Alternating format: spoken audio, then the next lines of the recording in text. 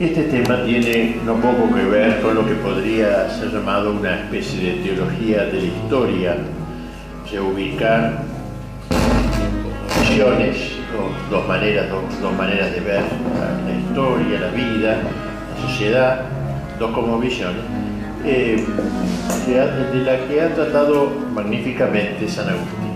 El Papa León XIII, en su momento, dada la decadencia de los estudios teológicos, había recomendado vehementemente el estudio de Santo Tomás, por ver a Santo Tomás como el gran maestro de la filosofía, de la teología sobre todo. Y gracias a Dios algún caso se le hizo, se crearon algunos institutos tomistas, etc. Se le dio una impostación más tomista a la enseñanza en las universidades y seminarios. Pero al mismo tiempo León XIII, en otro lugar, recomendó para la historia la vuelta a San Agustín. O sea, lo que hizo Santo Tomás respecto de la teología, lo recomendó de San Agustín respecto de la historia. Y este segundo deseo del Papa no se vio cumplido en realidad.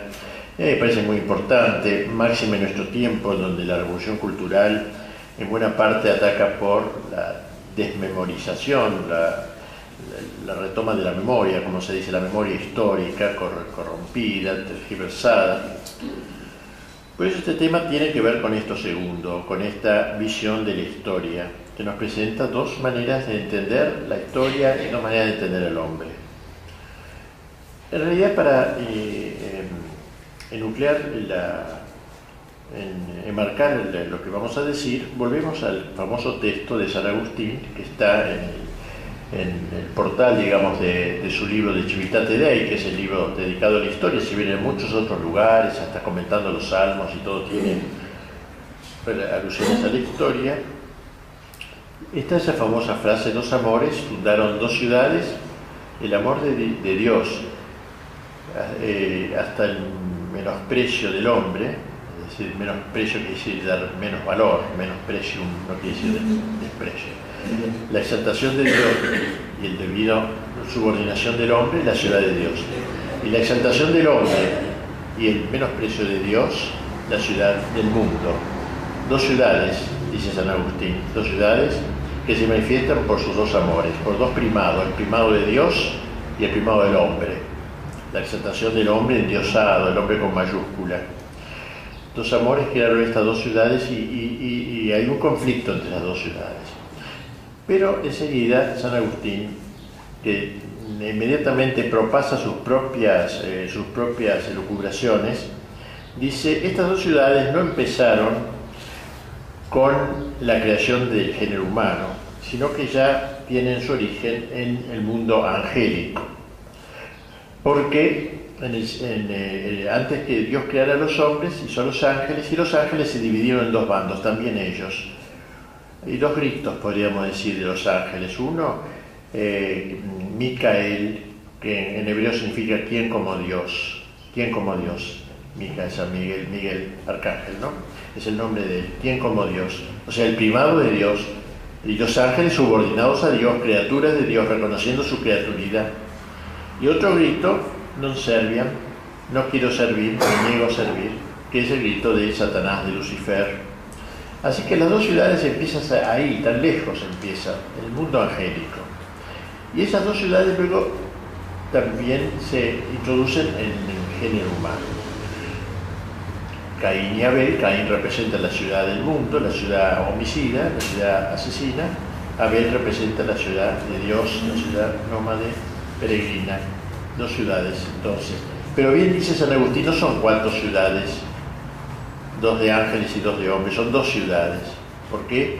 Porque en la lucha histórica que tenemos en la humanidad, en el género humano, intervienen los ángeles. Los ángeles buenos ayudando a los hombres de la ciudad de Dios, y los ángeles perversos secundando, iluminando a los hombres de la ciudad del mundo. Hay dos ciudades compuestas por ángeles y hombres. Este es un dato muy importante porque ya coloca la historia en un nivel preternatural, no solamente inteligible a la luz de instancias puramente naturales, humanas, sino una visión que incluye el mundo angélico. Solo eso explica la inteligencia con que se va llevando adelante tanto lo bueno, la ciudad de Dios, como el plan malo. Vamos a ver cómo la historia va a tener esta explicación a través de un conflicto, de la historia entendida como un conflicto.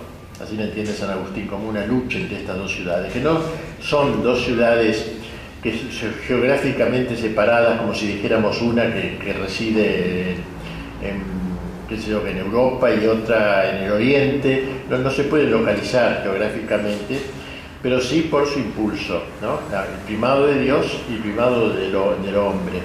O sea, puede haber hombres buenos en Europa y hombres perversos en Europa. Puede haber hombres buenos en la Unión Soviética, pudo haber hombres buenos y hombres perversos. Está mezclada la dos ciudades, eso lo complica todo.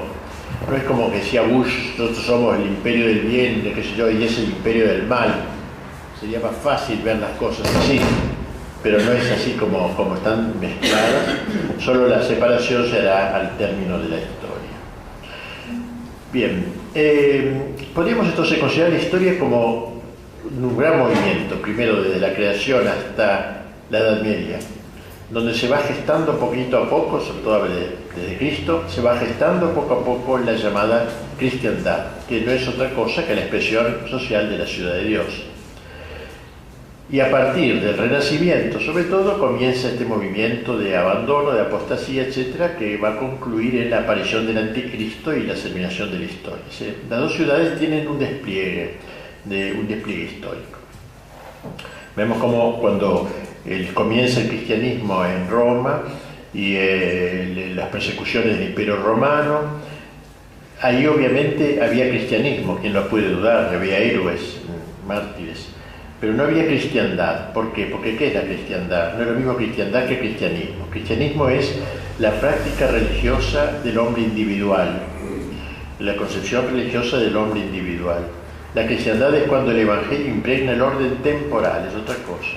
El orden temporal, la política, el arte, la economía, la cultura, el orden temporal, la guerra, toda la actividad humana. Entonces en la China actual hay cristianismo, porque hay individuos cristianos, hay católicos, aunque estén en campo de concentración, pero no hay cristiandad porque el régimen responde a otras ideologías, o a ideologías bastardas. Cristiandad entonces cuando impregna el orden temporal. Así que el cristianismo fue caminando, la historia de la Iglesia va desde las persecuciones del imperio, donde hay cristianismo pero no hay cristiandad. ¿Cómo voy a haber cristiandad con un imperio pagano y perseguidor? En camino del cristianismo a la cristiandad, poquito a poco, hasta que se llega a gestar esa cristiandad. Se gestó con todos los defectos propios de lo humano, de las cosas humanas, naturalmente, no es una sociedad, no fue nunca una sociedad perfecta, hubo reyes perversos, hubo jueces malos y todo. Pero la diferencia está que en aquella época había concepto de lo que era el pecado, cosa que no hay hoy. Hoy ya no hay pecado. Para que haya pecado debe existir Dios, Dios ha sido radicado, entonces no hay pecado. El pecado es una ofensa a Dios, entonces se llama desprolijidad, incorrección, con otros nombres más benévolos. En esa época había, en cambio, pecado, conciencia de pecado. Si uno obraba mal, sabía que estaba ofendiendo a Dios.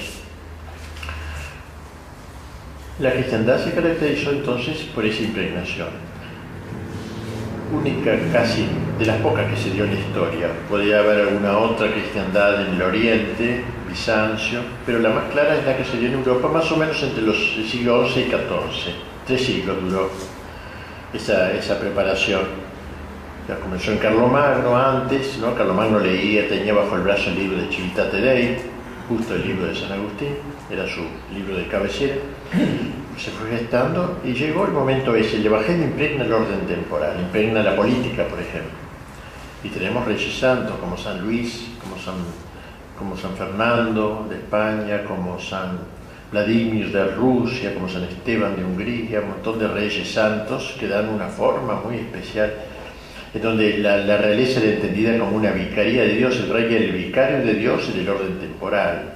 Así como el Papa es el vicario de Dios en el orden espiritual, sobrenatural, el rey es el vicario de Dios en el orden temporal. Y por eso el rey era investido como tal. La noche antes de ser coronado pasaba en oración en la iglesia, la catedral, donde iba a ser coronado, y luego al día siguiente se le daban todos los atributos de la realeza, algo así como cuando al sacerdote se le ordena, se le ponen la casulla y todos los ornamentos, así también se hacía con los reyes, se le daba la corona, con fórmulas, estaban en los leccionarios antiguos, eso, las fórmulas donde se ponía la corona, el cetro, la espada, etc. O sea, se sacralizó la figura del rey, era una figura sagrada, digna de todo respeto, por eso la muerte de Luis XVI fue un acto simbólico de gran nivel, que vamos a ver luego, la masonería tiene dos grandes enemigos, los altares y los tronos, como se dice, ¿no? Bien, así que el orden político fue tocado por el Evangelio llegó al orden político, lo mismo el orden de la economía, por ejemplo, ¿no? Un orden cristiano, se prohibía la usura, el orden de la guerra, ¿no? Los bárbaros habían llegado con una cuota enorme de violencia. La Iglesia no le dijo, no hay que ser violentos, porque eso es una estupidez, como se dice ahora con tanta facilidad, nada de violencia, a veces la violencia es sana. Un policía que corre un bandolero no lo hace suavemente, señor, si lo hace pasar a la cárcel, sino que lo corre con un revólver. Y eso es violencia, es sana violencia. La guerra justa es violencia y es sana violencia. Así que es ridículo estar diciendo nada de violencia. Así que así le habló la Iglesia a los bárbaros, no le dijo nada de violencia. Digo, esa violencia de ustedes es una calamidad. Matan, liquidan, violan y todo eso no. Y les enseñó el recto uso de la fuerza, y ahí apareció la figura de la caballería, que es el primer ejército católico que aparece. La fuerza armada al servicio de la verdad desarmada, al servicio de los grandes valores. Y así en otros niveles, ¿no? La cultura, cómo no la va a tocar la Edad Media, ¿no? Cuando creó las universidades. Las universidades no se inventaron en la China milenaria ni en la India, sino que en la Edad Media. En esa época que luego fue caracterizada como la época oscura, época de tinieblas. Ahí es donde se crea la universidad. 400 universidades pueblan el mapa de Europa, en donde los profesores podían enseñar en distintos lugares sin problemas, porque había un solo idioma de la cultura, que era el latín. Santo Tomás enseñaba un año en Roma, otro año enseñaba en París, en Alemania, donde fuere. Y las grandes figuras que aparecieron en el campo de la cultura, San Bernardo, Santo Tomás, San Buenaventura y tantos otros. Y en fin, todo el orden temporal fue tocado por el Evangelio. Reitero, con los defectos, no soy ingenuo, ¿no? Con los defectos, grandes defectos también de la época, pero el que era un delincuente no lo hacía ministro de justicia. Esa es la diferencia con lo que pasa ahora. Había delincuentes, pero no lo premiaban por ser tales. Al acabar, hacia fines de la Edad Media comienza a agrietarse el bloque, como lo llamaba Gramsci, el bloque histórico, lo llama en la Edad Media, lo llama el bloque, es una especie de bloque histórico, 3 siglos más o menos. Pero comienza a agrietarse la cristiandad, y entonces comienza un gran proceso de apartamiento, ya desde el Renacimiento. Hubo dos renacimientos, un renacimiento sano, que llevó adelante el arte medieval, por ejemplo, ¿no? Pero hubo un renacimiento enfermizo, segundo renacimiento, que fue paganizante. Y fue el Renacimiento el que inventó el nombre de Edad Media, con una fórmula de desprecio. Es un título absolutamente ridículo para caracterizar una época, llamarla Edad Media, porque todas las edades son medias entre la anterior y la que viene después. No es ninguna caracterización. Le llamó la Edad Media porque se consideraba que ellos renacían del paganismo, de lo greco-latino, anterior al cristianismo. Era un renacimiento, y en el medio había este paréntesis histórico de la cristiandad. Lo miraba con ese desprecio, por eso inventaron la fórmula gótico, iglesias góticas, una fórmula despectiva. Gótico quería decir de salvajes, cuando hoy admiramos las iglesias góticas, pero ellos la vieron ridícula, volvieron al arte renacimiento. Entonces este renacimiento comienza ya un proceso de exaltación del hombre, aún en un Miguel Ángel que era bien católico. Sin embargo, ya vemos en sus imágenes ese hombre hercúleo, musculoso, medio prometeico, que empieza ya la exaltación del hombre. Recuerden que lo propio de la ciudad de Dios era el primado de Dios. Dios es lo supremo y toda la sociedad se ordena a Dios en última instancia. Y la ciudad del mundo es esta la exaltación del hombre. Bueno, ya en Miguel Ángel se advierte cierta tendencia antropocéntrica, ¿no? Sin que él haya caído en los excesos posteriores. Pero después del Renacimiento hay tres momentos fundamentales que los ha señalado muy bien el Papa Pío XII en un discurso. Dijo que la destrucción de la cristiandad explicó la aparición de tres momentos perfectamente organizados. El primero sería la Revolución Protestante, la Reforma Protestante, que rompe la unidad de la Europa, de la cristiandad europea. Por supuesto que Lutero no estaba contra Dios, ni mucho menos, lo reconocía, lo adoraba. Lutero no estaba contra Cristo, lo amaba, decía que lo quería amar. Pero sí estuvo contra la Iglesia, rompió la Iglesia Católica, rompió la unidad de la Iglesia. Así que ese fue el primer paso en la ciudad del mundo, en realidad, un caminar, pero todavía bastante cercano a las esencias medievales. Pero ya es un paso importante, lo señalaba Pío XII. Segundo paso lo podemos ver encarnado en la Revolución Francesa. Allí se da un paso muy fundamental, porque ya se niega todo el orden sobrenatural, cosa que Lutero nunca había hecho. O sea, no solamente se sigue negando la Iglesia Católica como la fundada por Cristo, sino que se agrega una nueva negación, se niega la divinidad de Jesucristo. En todo caso, Cristo es un gran hombre, pero nada más. Se sigue creyendo en Dios todavía, aunque sea un deísmo vago, tipo masónico, supremo arquitecto, lejos, allí que no molesta, que nos hizo y después nos deja obrar como queramos. Y luego faltaba por dar el tercer paso, la Revolución Soviética, en donde hay un intento contra Dios, no solamente atea, sino antitea, se crean sociedades para la destrucción. Curioso, un movimiento que juzga que Dios no existe, pero lo ataca algo inexistente, lo que fuere. Pero eso señaló, parecería el último momento de esta historia de la ciudad del mundo. Revolución Francesa, el protestantismo, Revolución Francesa, Revolución Soviética.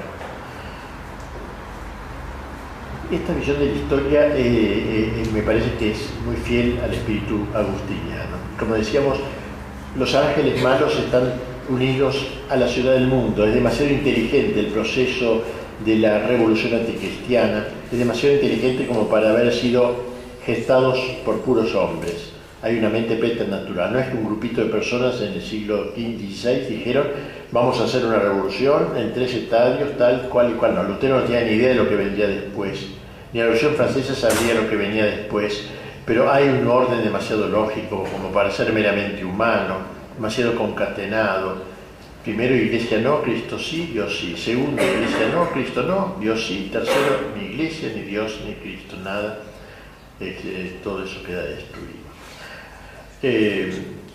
Es en este contexto donde aparece en esta ciudad del mundo el papel primordial que va a realizar la masonería, que es como una anticristiandad. Por eso está muy relacionado un tema con otro. Es como una anticristiandad. El que a mi juicio mejor ha desarrollado este tema es el Papa León XIII en su encíclica Humanum Genus, cuyo aniversario pasó hace unos años, fines del siglo XX, desapercibido por desgracia totalmente, pero es un documento muy importante. Ya desde el comienzo de este documento, porque el Papa ahí analiza bien lo que es la masonería, me parece que puede ser útil para todos los momentos, aún para ahora. Digo que ya desde el comienzo el Santo Padre presenta la lucha que la masonería lleva adelante contra la Iglesia en una dimensión auténticamente teológica, no es un movimiento puramente cultural o intelectual. El género humano, dice el Papa, después de apartarse miserablemente de Dios, creador y dador de los bienes celestiales, por envidia del demonio, quedó dividido en dos campos contrarios, de los cuales el uno combate sin descanso por la verdad y la virtud, y el otro lucha por todo cuanto es contrario a la virtud y a la verdad. El primer campo es el reino de Dios en la tierra, es decir, la Iglesia verdadera de Cristo. El otro campo es el reino de Satanás. Bajo su jurisdicción y poder se concentran todos los que, siguiendo los funestos ejemplos de su caudillo y de nuestros primeros padres, se niegan a obedecer la ley divina y eterna y emprenden multitud de obras prescindiendo de Dios o combatiendo contra Dios. Esto es típicamente agustiniano. San Agustín decía que las dos ciudades tenían sus reyes respectivos. La ciudad de Dios, el rey era Cristo; la ciudad del mundo, el rey era Satanás. El Papa retoma eso para hablar de la masonería, precisamente lo va a poner en esa visión. Por eso me pareció conveniente introducir el tema con la visión de San Agustino, recordarla. León XIII reanuda así la descripción agustiniana en estos términos. Dice: durante todos los siglos han estado luchando entre sí con diversas armas y múltiples tácticas, aunque no siempre con el mismo ímpetu y ardor en los dos campos, ¿no? En nuestros días, todos los que favorecen el campo peor parece conspirar a una y pelear con la mayor vehemencia bajo la guía y con el auxilio de la masonería. Sociedad extensamente dilatada y firmemente constituida por todas partes. No disimulan ya sus propósitos, se levantan con suma audacia contra la majestad de Dios, maquinan abiertamente la ruina de la Santa Iglesia con el propósito de despojar enteramente, si pudiesen, a los pueblos cristianos de los beneficios que le ganó Jesucristo, nuestro Salvador. Bien, la base que justifica el juicio condenatorio que de la masonería pronunció el Santo Padre, dentro de unas 80 encíclicas que hay sobre este tema, pero me quedo en esta que me parece que la que dio más en el clavo a mi juicio, reside en su conexión intrínseca con los principios del naturalismo. Es decir, lo más grave de la masonería no es tanto que ataca a la Iglesia, es una consecuencia. Lo más grave es que es su concepción naturalista. Eso lo decía el Papa, es lo central, y a mí me parece que aceptó plenamente. Dice: todo su empeño, dice el Papa, se reduce a traducir en los hechos las teorías del naturalismo.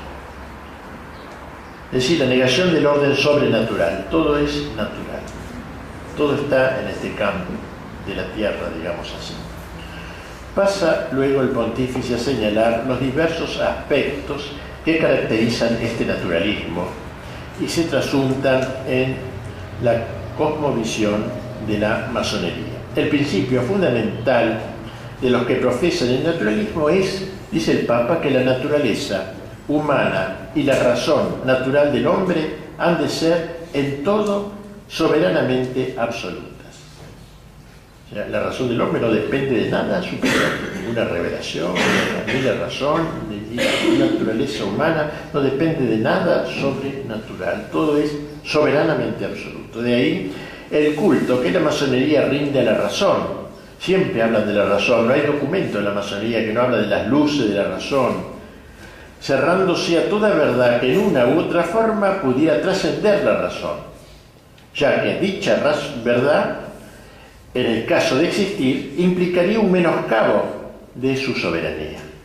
O sea, un meterse Dios en el orden de la inteligencia. Ya el hombre le basta con su propia inteligencia. No cabe, pues, lugar para una revelación divina y, por consiguiente, carecen de sentido los dogmas religiosos. No aceptan, dice el Papa, verdad alguna que no pueda ser alcanzada por la razón humana. Ahora bien, como es oficio de la Iglesia Católica guardar enteramente y en su íntegra pureza no solo el depósito de la doctrina revelada por Dios, que trasciende infinitamente los logros más elevados de la razón humana, sino también la autoridad del magisterio y los demás medios sobrenaturales de salvación. De ahí que, dice el Papa, todo el ataque iracundo de estos adversarios se haya concentrado sobre la Iglesia. Sobre la Iglesia. Esto, o sea, lo importante es la lucha en pro del naturalismo, ¿no? Y luego es consecuencia del ataque a la Iglesia. No es que nacen para atacar a la Iglesia. La Iglesia es la que defiende el orden sobrenatural, es la principal defensora. No lo van a hacer ni siquiera los protestantes, los principales enemigos de la masonería. No lo van a hacer ninguno, sino principalmente la Iglesia Católica es el enemigo, no un enemigo, sino el enemigo principal, porque es el que defiende más el orden sobrenatural. Afirma el Papa que eso es lo que los ha llevado a perseguir abiertamente a la Iglesia en varias naciones, oprimiendo a la Iglesia con leyes inicuas, reprimiendo o dispersando las órdenes religiosas y sobre todo atacando a la Santa Sede, al Papa, ¿no? Primero quitándole el orden temporal con fingidos pretextos, porque en dicho poder veían el baluarte de su libertad y de sus derechos, luego lo redujeron a una situación injusta por las dificultades que de todas partes se le opusieron al Papa en ese despojo. Finalmente, dice el Papa, hemos llegado a una situación en la que los fautores de las sectas proclaman abiertamente lo que en oculto habían maquinado durante largo tiempo, esto es, que hay que suprimir la sagrada potestad del Papa y que hay que destruir por completo el pontificado constituido por derecho divino. Destaquemos la sutileza con que el documento, más allá de los episodios, anecdóticos, analiza el sentido profundo que se encubre en el ataque de la masonería con la Iglesia. De lo que se trata, en última instancia, es del ataque de lo natural en rebelión contra lo sobrenatural, de la razón contra la revelación. Pero el Papa da un paso más. Como la secta, en su afán libertario, dice, ha declarado la independencia de la razón humana respecto a toda revelación o magisterio que la trascienda, resulta que en la práctica algunos optan por aceptar a Dios, otros por negarlo, otros tienen de él un concepto completamente erróneo. Por eso así es, o sea, hay masones que aceptan a Dios, supremo arquitecto, otros que son ateos, pero siempre negar el orden sobrenatural. Si es un Dios reconocible por la razón humana y nada más. Por eso la diosa razón, una diosa, declaran a Dios la razón en la Revolución Francesa. Bien, un concepto, una vez destruido o averiado este conocimiento fundamental, caen en tierra por falta de sustento, no ya tan solo el orden de las verdades sobrenaturales, también se derrumba el orden natural. Se derrumba el orden natural. Se niegan a priori, lo que niegan a priori los masones, las mismas verdades naturales sufren la creación libre del universo por parte de Dios, que han descubierto algunos filósofos como Aristóteles, la providencia divina sobre el mundo, son verdades naturales que se pueden conocer por la razón, la inmortalidad del alma, el premio castigo en la otra vida. Derribado el orden sobrenatural, se desploma también el orden natural, dice el Papa. O sea, queda solo el orden positivo, nomás. Lo que los hombres determinan, esto es bueno, esto es malo, no hay un orden natural. San Agustín lo dijo a su manera: el hombre que se resiste a dejarse elevar a lo sobrenatural, ineludiblemente se va degradando hasta lo animal, hacia lo animal. Dice San Agustín: Dios suscitaste labis, cuando cae de Dios, cae de ti mismo. No existe el humanismo puro que tienen los masones, no existe el hombre puro. El hombre está hecho para trascenderse, o se trasciende para arriba por la gracia endiosándose, o se trasciende, o se desciende, si quiere decir, para abajo por el pecado animalizándose.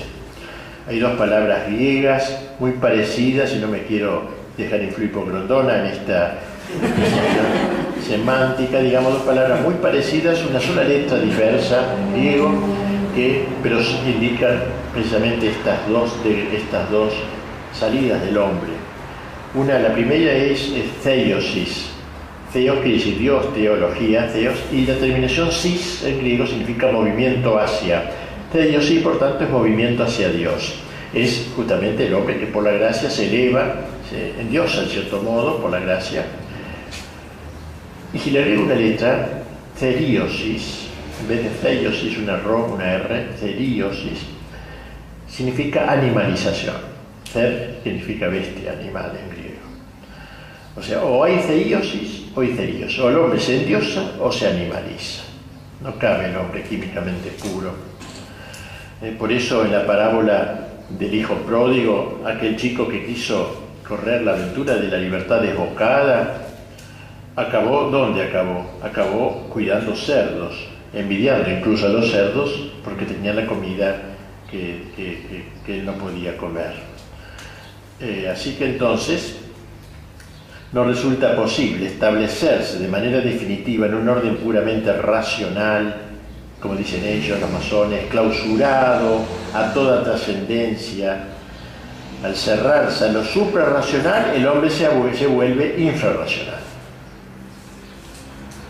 Por eso ellos atentan contra la razón, hay que decírselo, porque nosotros debemos defenderlo. Fides et ratio, decía el título de la encíclica de Juan Pablo Gil, la fe, pero también la razón. La Iglesia ha defendido la razón, y estos señores racionalistas destruyen la razón. El naturalismo, pues, es un elemento contra la inteligencia que al cerrarse, es un atentado, contra la inteligencia que al cerrarse a la verdad sobrenatural queda, por así decirlo, como castrada. Como la voluntad sigue a la inteligencia, también ella se ve herida en su tendencia al bien. El rechazo de las verdades enseñadas por Dios conduce necesariamente, según observa con sagacidad León XIII, a la negación del pecado de nuestros primeros padres y consiguientemente a la negación de una naturaleza debilitada y proclive al pecado. Otra gran falla que va a destruir al hombre, y que enarbola en la masonería. Hemos visto hasta qué punto los masones exageran las fuerzas y la excelencia de la naturaleza humana, poniendo en esta el único principio regulador de la justicia. Ni siquiera se les llega a ocurrir la necesidad de refrenar los impulsos de la naturaleza. No acepta, porque el hombre no está herido. El hombre no ha quedado como aquel de la parábola tirado en el camino y tuvo que venir el buen samaritano y cargarlo, que era Cristo. No, el hombre está perfectamente bien, nace sano. Pues Rousseau, aquí está también el espíritu de la Revolución Francesa. El hombre no tiene pecado original. Entonces no piensa en que hay que dominar los ímpetus de la naturaleza, las pasiones desordenadas que tanto nos influyen,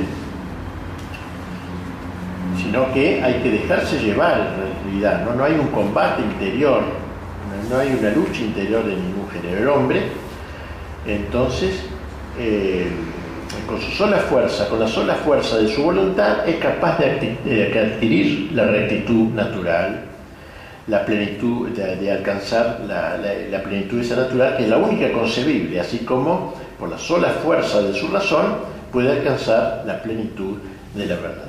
Sin embargo, como insinuamos más atrás, una actitud semejante, negatoria de la divina gracia, acaba por desembocar en el santón laico o en el honesto burgués, que era el masón, como hemos conocido los viejos masones. Algunos son honestos, burgueses honestos,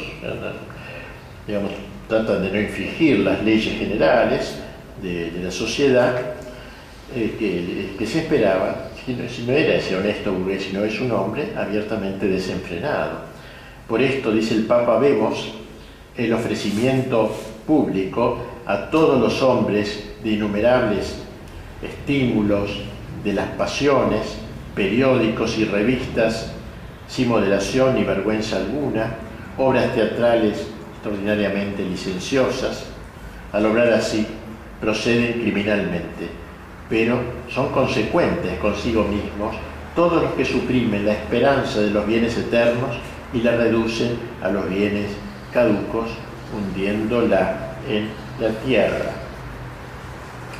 El naturalismo doctrinal y moral, entonces, que inspira todo el quehacer de la masonería, tiene consecuencias también en el orden social. Por lo que toca a la sociedad doméstica, la doctrina naturalista reduce el matrimonio a la categoría jurídica de un mero contrato entre un hombre y una mujer, cuyo vínculo, enteramente sujeto a la autoridad civil, es legalmente rescindible según la voluntad de los contrayentes. En lo que atañe a la educación de los hijos, el naturalismo prohíbe enseñarles cosa alguna como cierta y determinada en materia de religión. Cada cual, al llegar a la adolescencia, escogerá lo que prefiera. Los masones, dice el Papa, están de acuerdo con estos principios. No solamente están de acuerdo, sino que se empeñan desde hace tiempo ya por introducir estos principios en la moral de la vida diaria. En confirmación de lo cual señala el Papa cómo algunos estados ya habían introducido la ley del divorcio y otras estaban trabajando para ella, etcétera, y habían quitado la enseñanza religiosa y se había separado la Iglesia y el Estado, en fin, todas estas cosas que fueron en buena parte en Argentina también movidas por la masonería. En cuanto a la sociedad política, la intervención de la masonería también es muy evidente, dice el Papa, trabajando por anular todo posible influjo del magisterio y de la autoridad de la Iglesia en el ser y obrar de los estados. Y con este fin, dice, organizan conferencias y movimientos de opinión en pro de la separación total de la Iglesia y del Estado para eliminar todo resto de cristiandad, o sea, impregnación del orden temporal, quitar todo, echar a todo influjo cristiano en el orden de la sociedad, el orden temporal.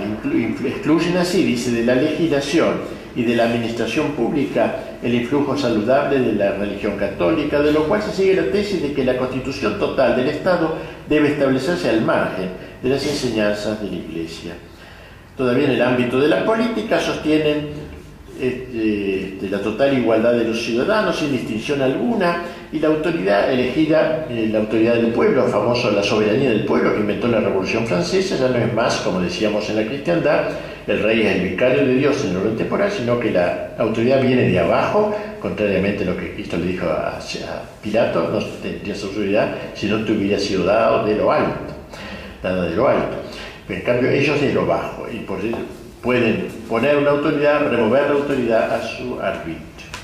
La idea que los masones se hacen de la vida ciudadana coincide admirablemente, dice el Papa, con el concepto liberal de la política. O sea, el Papa une la masonería con el liberalismo, son dos cosas muy, muy unidas.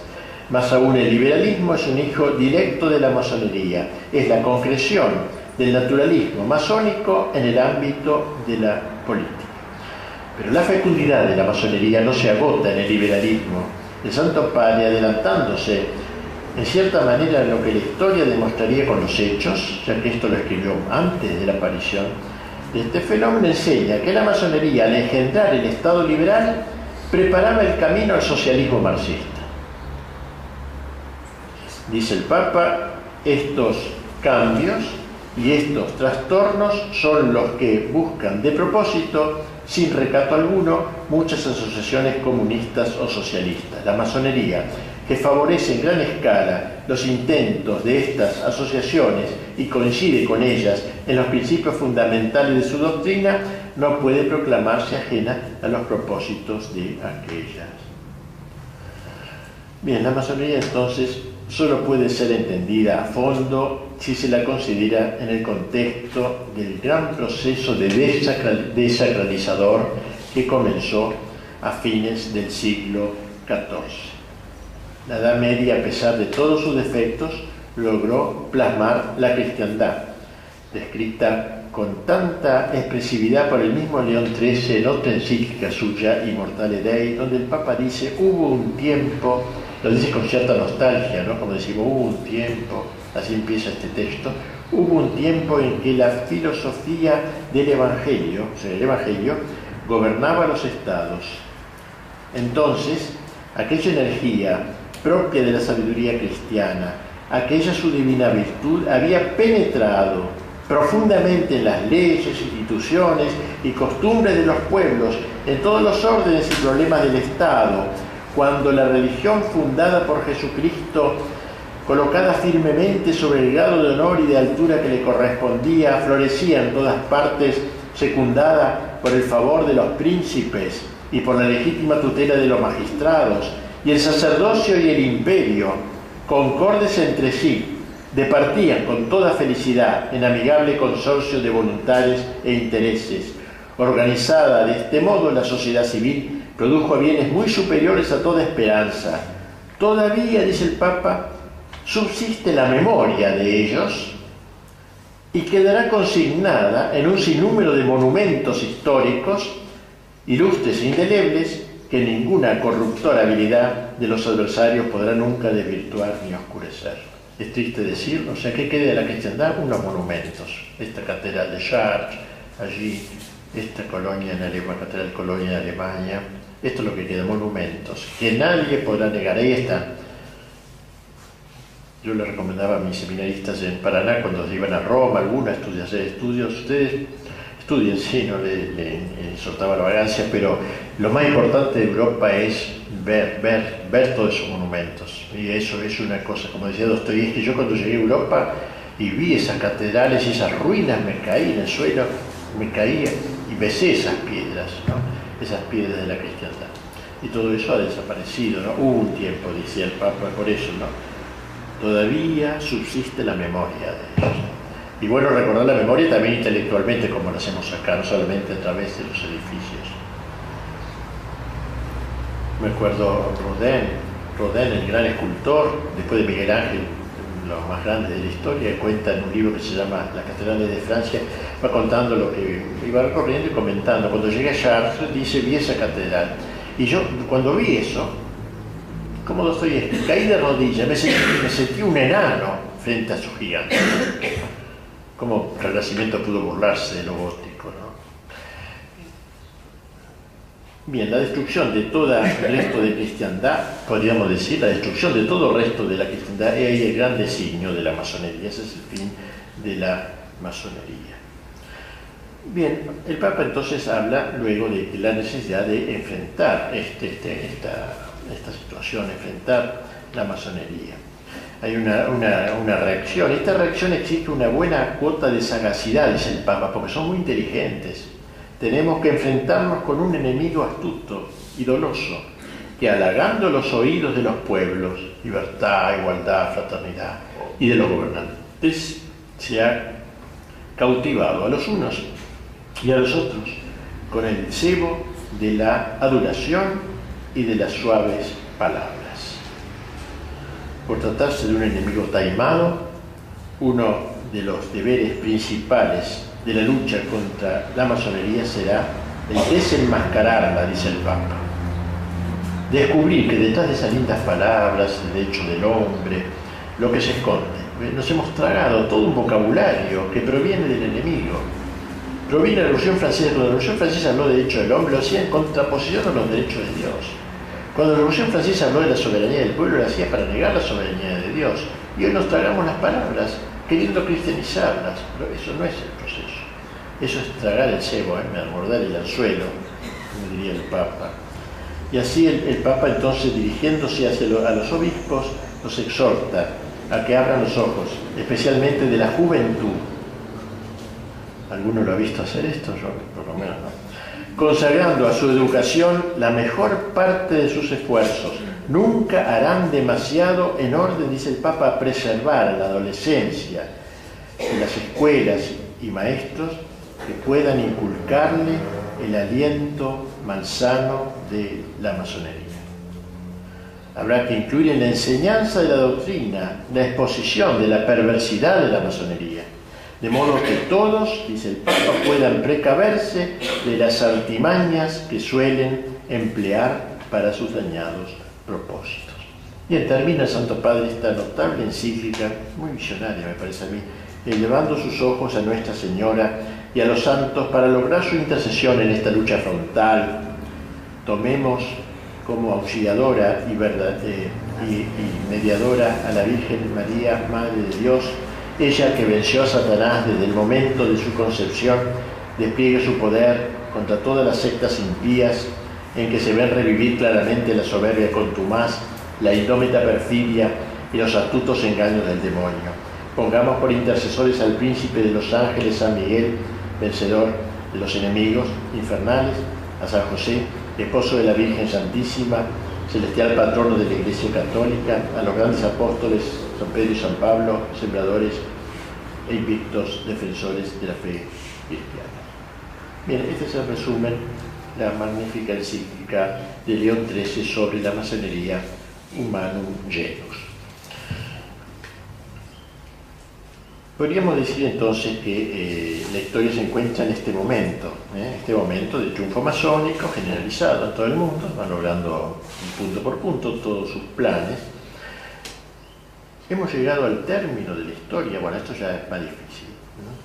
Podríamos decir que después de estos grandes tres momentos de que hablamos, ¿no? Primero, Iglesia no, Cristo sí, Dios sí. Segundo, Iglesia no, Cristo no, Dios sí. Tercero, ni Iglesia, ni Cristo, ni Dios.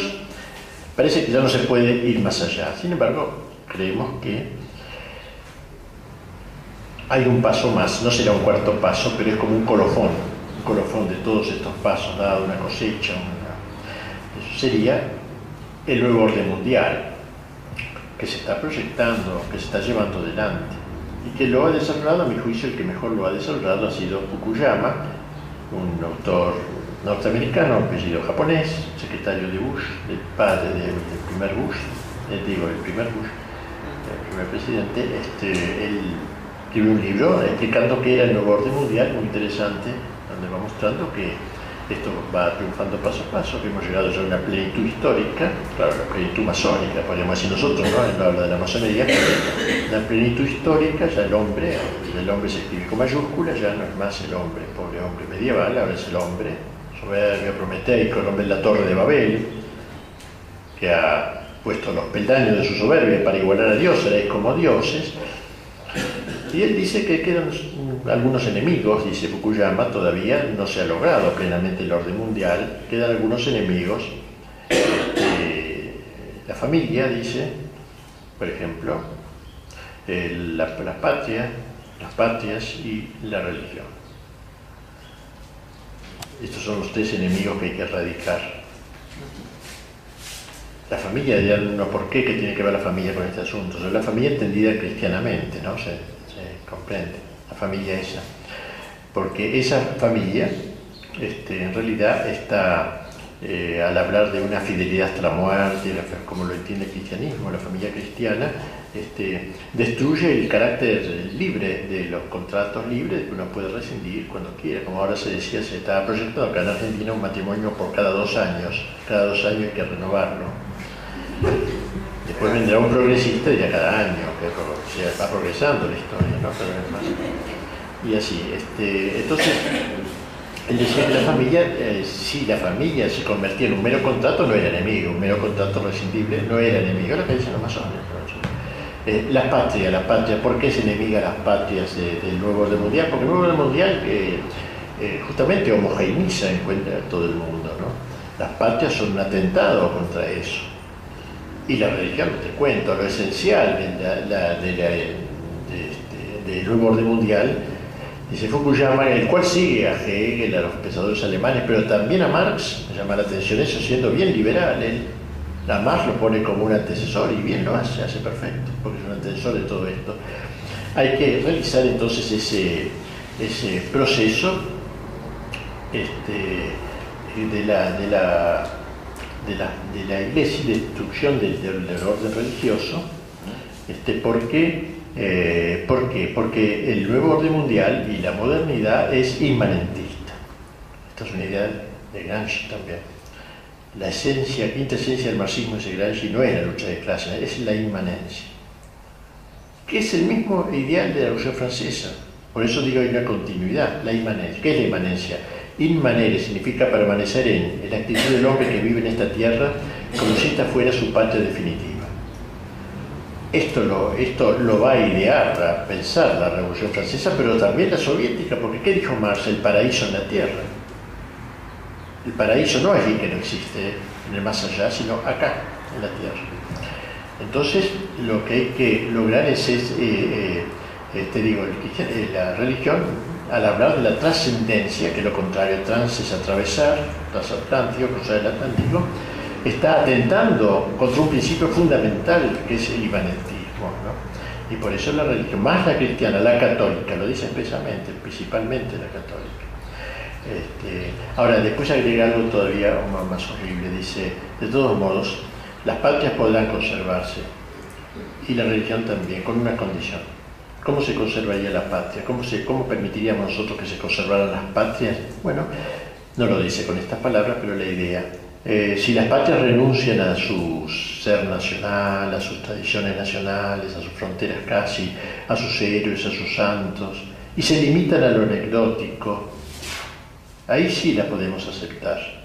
¿Qué quedará de Francia? ¿Qué será Francia? Y será un lugar donde se hacen muy ricos, que textual, esto sí que es textual lo que ahora, muy ricos quesos exquisitos, los franceses tienen quesos muy ricos realmente. Eso es lo que queda de la Francia de Corneille, de Racine, de San Luis, de Juana de Arco, los quesos. Y de Alemania quedarán las salchichas también, las salchichas y la cerveza, dice. Eso, si Alemania acepta hacer un lugar donde hay muy ricas salchichas, hace muy buena cerveza, ahí se lo podría aceptar un lugar que se llama Alemania. Bueno, y el cristianismo también podría ser aceptado. ¿Con qué condición? Con que el catolicismo, sobre todo, ¿no? Como digo, con la condición de que renuncie a decir que es la verdad.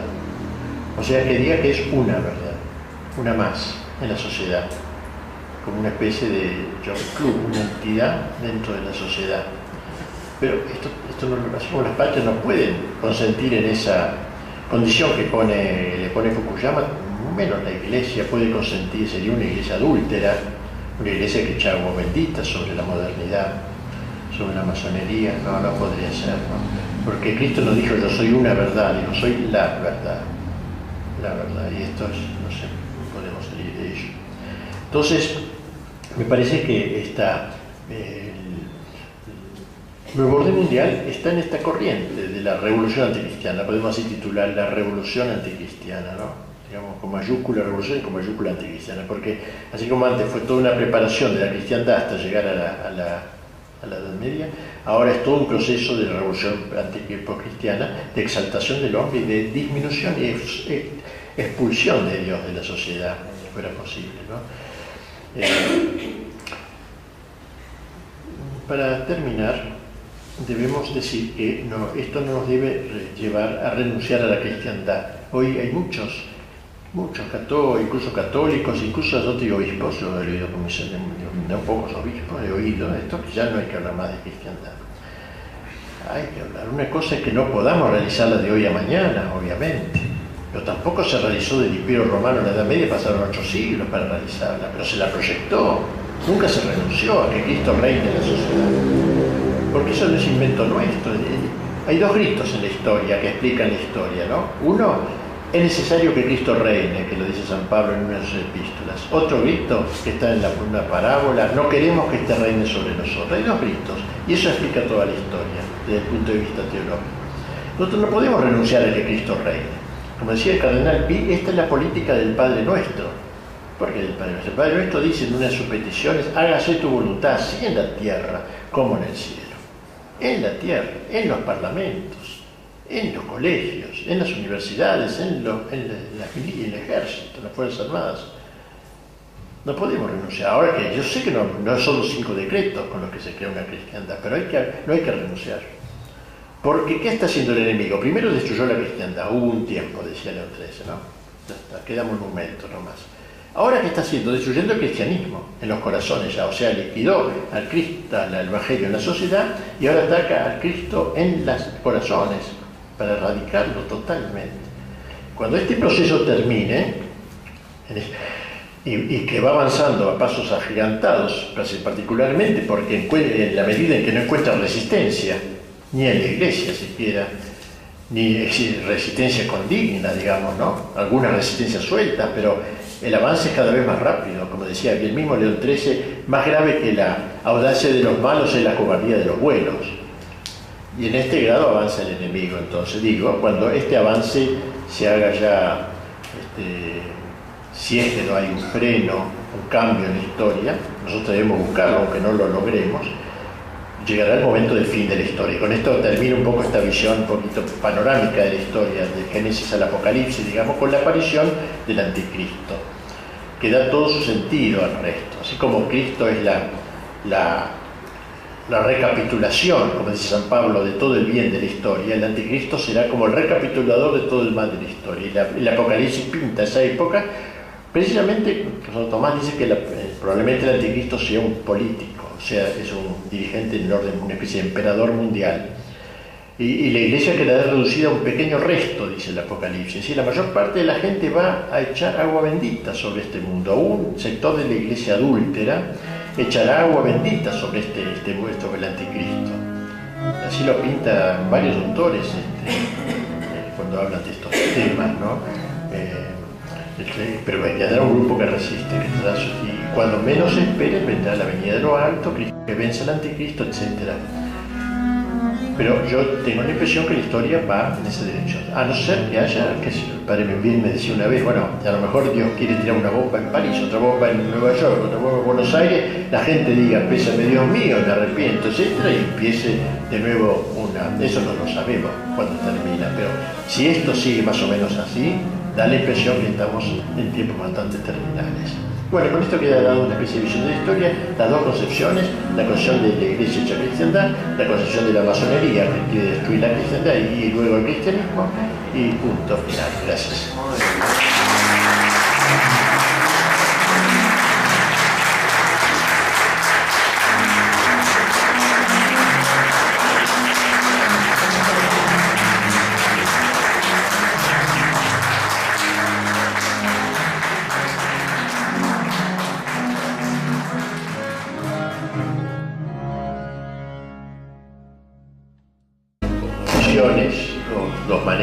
Dos maneras de ver la historia, la vida, la sociedad, dos cosmovisiones, de la que ha tratado magníficamente San Agustín.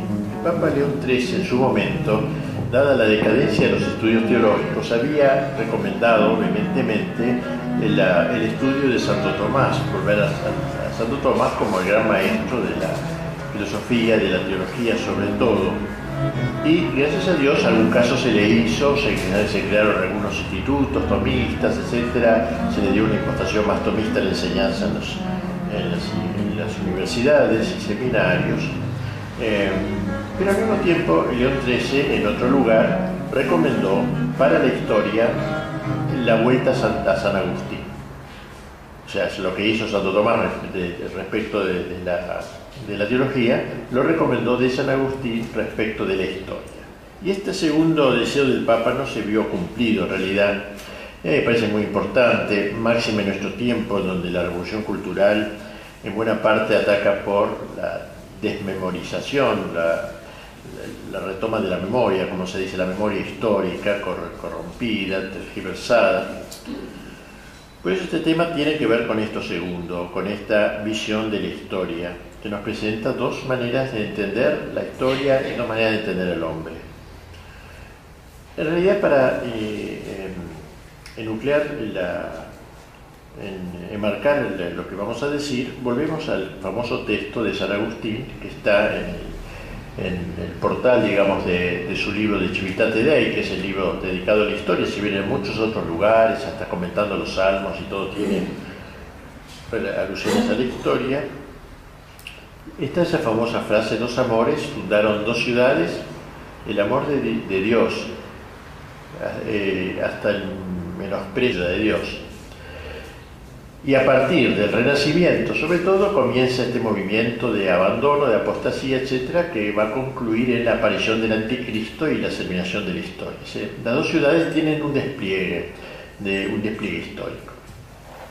Vemos como cuando comienza el cristianismo en Roma y las persecuciones del Imperio Romano, ahí obviamente había cristianismo, quien lo puede dudar, había héroes, mártires. Pero no había cristiandad. ¿Por qué? Porque ¿qué es la cristiandad? No es lo mismo cristiandad que cristianismo. Cristianismo es la práctica religiosa del hombre individual, la concepción religiosa del hombre individual. La cristiandad es cuando el evangelio impregna el orden temporal, es otra cosa. El orden temporal, la política, el arte, la economía, la cultura, el orden temporal, la guerra, todo, la actividad humana. Entonces en la China actual hay cristianismo, porque hay individuos cristianos, hay católicos, aunque estén en campo de concentración, pero no hay cristiandad porque el régimen responde a otras ideologías, o a ideologías bastardas. Cristiandad entonces cuando empeña el orden temporal. Así que el cristianismo fue caminando, la historia de la Iglesia va desde las persecuciones del imperio, donde hay cristianismo, pero no hay cristiandad. ¿Cómo voy a haber cristiandad con un imperio pagano y perseguidor? En camino del cristianismo a la cristiandad, poquito a poco, hasta que se llega a gestar esa cristiandad. Se gestó con todos los defectos propios de lo humano, de las cosas humanas, naturalmente, ¿no? No es no es una sociedad, no fue nunca una sociedad perfecta, hubo reyes perversos, hubo jueces malos y todo. Pero la diferencia está que en aquella época había concepto de lo que era el pecado, cosa que no hay hoy. Hoy ya no hay pecado. Para que haya pecado debe existir Dios. Dios ha sido erradicado. Entonces no hay pecado. El pecado es una ofensa a Dios y del hombre. Es decir, menosprecio quiere decir dar menos valor. Menosprecio no quiere decir desprecio. La exaltación de Dios y el debido subordinación del hombre es la ciudad de Dios. Y la exaltación del hombre y el menosprecio de Dios, la ciudad del mundo. Dos ciudades, dice San Agustín, dos ciudades que se manifiestan por sus dos amores, por dos primados, el primado de Dios y el primado del hombre. La exaltación del hombre endiosado, el hombre con mayúscula. Dos amores crearon estas dos ciudades y hay un conflicto entre las dos ciudades. Pero enseguida San Agustín, que inmediatamente propasa sus propias elucubraciones, dice, estas dos ciudades no empezaron con la creación del género humano, sino que ya tienen su origen en el mundo angélico. Porque antes que Dios creara a los hombres, hizo a los ángeles, y los ángeles se dividieron en dos bandos, también ellos. Y dos gritos, podríamos decir, de los ángeles. Uno, Micael, que en hebreo significa ¿quién como Dios? ¿Quién como Dios? Micael, San Miguel, Miguel, arcángel, ¿no? Es el nombre de él, ¿quién como Dios? O sea, el primado de Dios, y los ángeles subordinados a Dios, criaturas de Dios, reconociendo su criaturidad. Y otro grito, non serviam, no quiero servir, me niego a servir, que es el grito de Satanás, de Lucifer. Así que las dos ciudades empiezan ahí, tan lejos empieza, en el mundo angélico. Y esas dos ciudades luego también se introducen en el género humano. Caín y Abel. Caín representa la ciudad del mundo, la ciudad homicida, la ciudad asesina. Abel representa la ciudad de Dios, la ciudad nómade, peregrina. Dos ciudades, entonces. Pero bien dice San Agustín, no son cuatro ciudades, dos de ángeles y dos de hombres, son dos ciudades. ¿Por qué?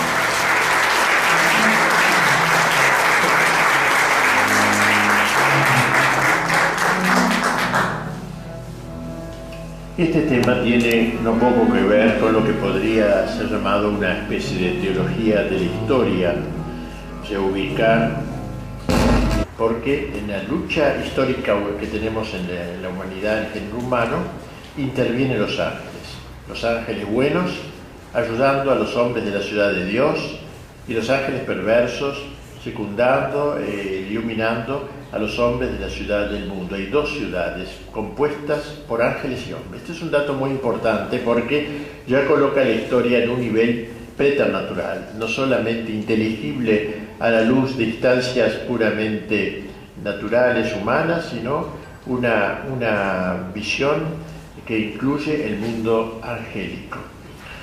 Solo eso explica la inteligencia con que se va llevando adelante tanto lo bueno en la ciudad de Dios como el plan malo. Vamos a ver cómo la historia va a tener esta explicación a través de un conflicto, de la historia entendida como un conflicto, así lo entiende San Agustín, como una lucha entre estas dos ciudades, que no son dos ciudades que geográficamente separadas, como si dijéramos una que reside en Europa y otra en el Oriente. No se puede localizar geográficamente, pero sí por su impulso, ¿no? El primado de Dios y el primado del hombre. O sea, puede haber hombres buenos en Europa y hombres perversos en Europa. Puede haber hombres buenos en la Unión Soviética, pudo haber hombres buenos y hombres perversos. Está mezclada la dos ciudades, eso lo complica todo. No es como que decía Bush, nosotros somos el imperio del bien, qué sé yo, y es el imperio del mal. Sería más fácil ver las cosas así, pero no es así como están mezcladas. Solo la separación será al término de la historia. Bien, podríamos entonces considerar la historia como un gran movimiento, primero desde la creación hasta la Edad Media, donde se va gestando poquito a poco, sobre todo desde Cristo, se va gestando poco a poco la llamada cristiandad, que no es otra cosa que la expresión social de la ciudad.